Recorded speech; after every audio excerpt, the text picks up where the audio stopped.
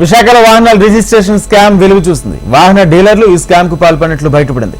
సాధారణ వినియోగదారులు చెల్లించాల్సిన 17% లైఫ్ ట్యాక్స్ చెల్లిస్తే కేంద్ర ప్రభుత్వ ఉద్యోగులతో పాటు ఇతర రాష్ట్రాల్లో బల్క్ వ్యాపారులు చేసే కొందరికి మాత్రమే అవకాశం ఉండే BH రిజిస్ట్రేషన్ 4% చేస్తూ ప్రభుత్వానికి రావాల్సిన ఆదాయానికి గండి కొడుతున్నారు కొందరు డీలర్లు. వాహన రిజిస్ట్రేషన్ లో అవకతవకలు పాల్పడిన కొందరు డీలర్లు ఆథరైజేషన్ సస్పెండ్ చేస్తున్నట్లు విశాఖ DTC రాజారత్నం తెలిపారు. అక్రమంగా BH రిజిస్ట్రేషన్ చేయించిన వాహనాల రిజిస్ట్రేషన్ రద్దు చేసి 17% లైఫ్ ట్యాక్స్ కట్టిస్తామని తెలిపారు.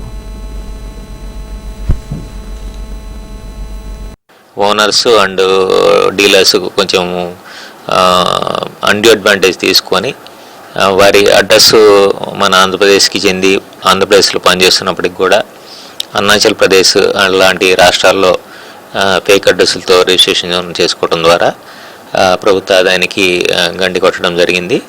సో దీన్ని తనిఖీల్లో గుర్తించి ఈ విధంగా మిస్టేక్స్ చేసిన అందరు డీలర్స్కి కూడా ఇప్పటికే నోటీసులు జారీ చేయడం జరిగింది. ఇందులో ఇప్పటికీ రిప్లైస్ సబ్మిట్ చేసి డీలర్స్ డాక్యుమెంట్స్ని కూడా వెరిఫై చేసిన తర్వాత 5 డీలర్స్ యొక్క ఆథరైజేషన్ని సస్పెన్షన్ చేయడం జరిగింది.